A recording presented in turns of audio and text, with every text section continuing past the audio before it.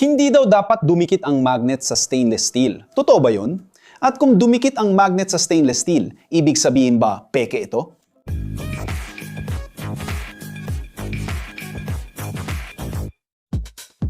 Kumusta Inženyeria Detalyada? Naranasan mo na bang marinig na ang magandang stainless steel ay hindi dinidikit ng magnet? May mga test sa internet na sinasabing kapag didikit ang magnet sa stainless steel, peke ito.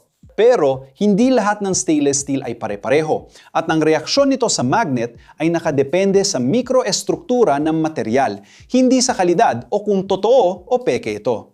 May mga pamilya ng stainless steel na natural na magnetic at mayroon ding iba na sa karaniwang kondisyon ay hindi.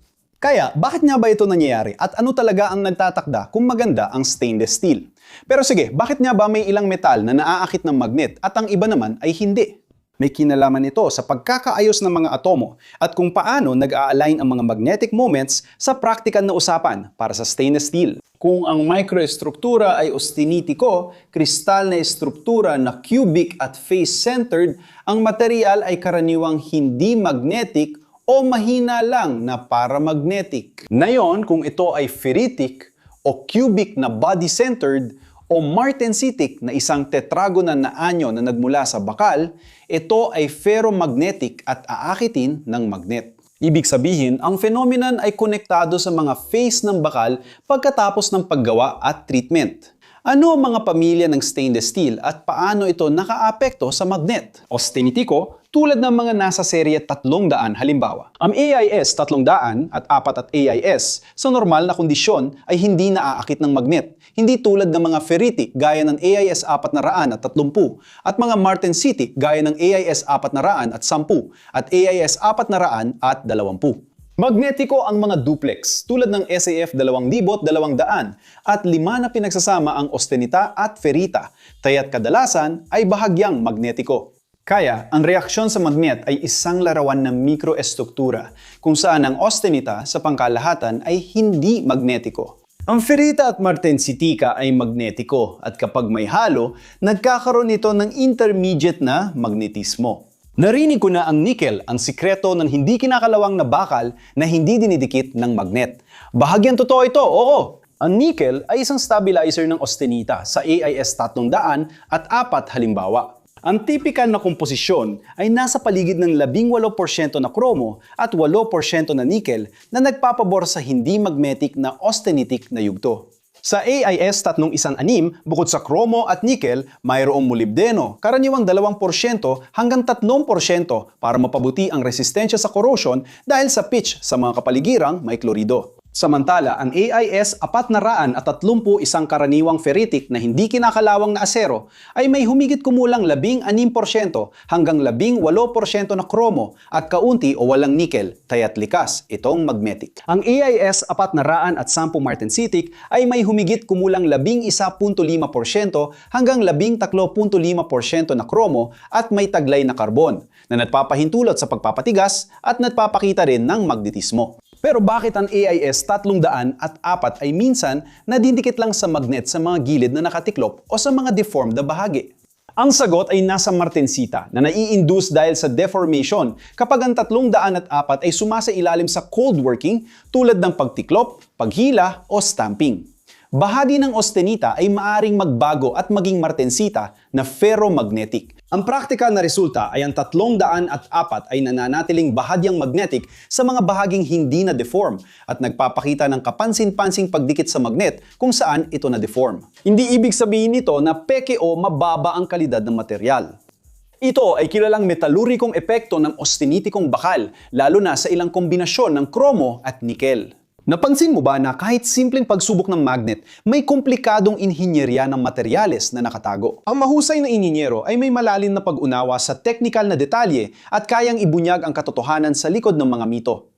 Sa mga hinang austenitic na bakal, karaniwan may ferrite delta sa metal ng hinang para mabawasan ang posibilidad ng bitak sa solidifikasyon. Ang ferrite na ito ay bakal din, ngunit magnetiko, kaya maaring dumikit ang isang magnet sa bahagi ng kordon ng hinang o sa bahaging apektado ng init, kahit ng pangunahing bahagi ng material ay austenitic at hindi magnetiko. Hindi ito ibig sabihin ng pekeng material, kundi nagpapakita lang ng magneticong phase sa isang lokal na bahagi ayon sa disenyo ng hinang. Ang magnetic bang stainless steel ay mas madaling kalawamin kaysa hindi magnetic. At mas maganda ba ang hindi magnetic? Hindi laging ganoon. Ang resistensya sa kalawang ay depende sa komposisyon at kapaligiran, hindi sa pagiging magnetic. Mayroong ferritic na stainless steel sa mga refrigerator at panel na mahusay gumagana sa mga panloob at tuyong lugar kahit na magnetic sila.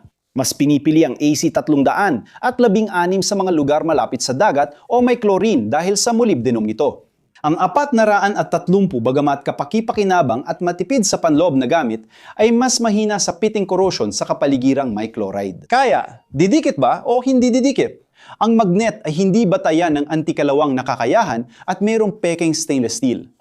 May mga maling espesipikasyon o label ng materyales, pero ang paggamit ng magnet para tukuyin ang pekeng baka ay mapaninlang na shortcut.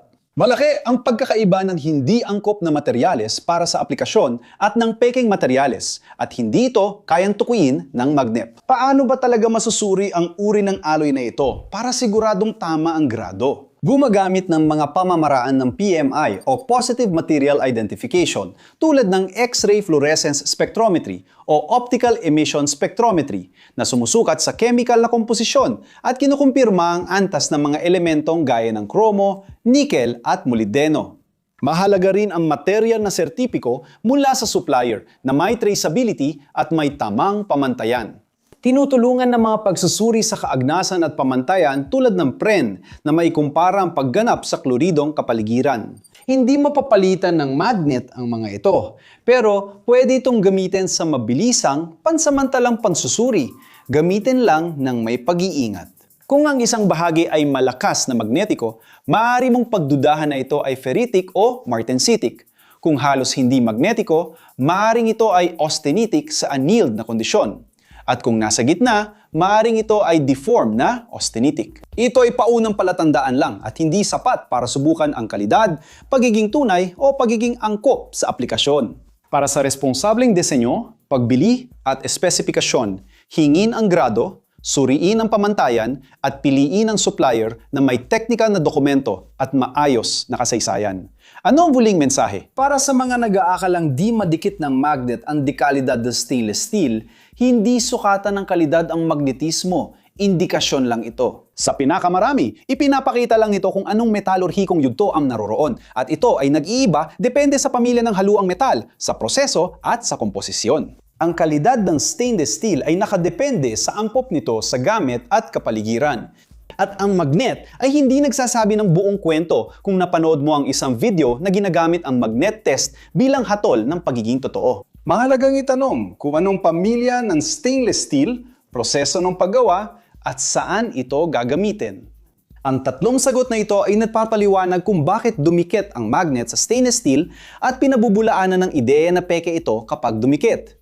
Mali yon. Sa engineering, mahalaga ang konteksto. Sa stainless steel, ito ay microestruktura, komposisyon, at kapaligiran. Kung nakarating ka hanggang dito at nagustuhan mong video, mag-subscribe ka na. Kung hindi ka pa nakasubscribe, i-like mo na rin at i-activate ang notification bell. At kung sa tingin mo ay interesante ang aming content, maaari mong isaalang-alang na maging miyembro para matulungan kami na magpatuloy sa paggawa ng content dito sa platform at maalala ka namin sa aming mga video. Para sa karagdagang info sa mga kursong nire-rekomenda namin, iscan ang QR code o i-click ang link sa description. Para magkaroon ka ng access sa aming listahan ng kursong inire-rekomenda para mapataas ang technical na antas at makadevelop ng bagong kakayahan. Nakita mo na ba ang magnet test sa stainless steel? Naniniwala ka rin bang di naaakit ng magnet ang stainless steel? Comment ka sa baba, gusto kong malaman.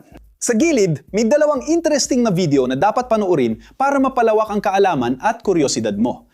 Kung gusto mong tumulong, i-like ang video, mag-subscribe, i-activate ang bell at isaalang-alang maging channel member. Ayon mga mahilig sa engineering, isang malaking yakap at magkita tayo sa susunod na video.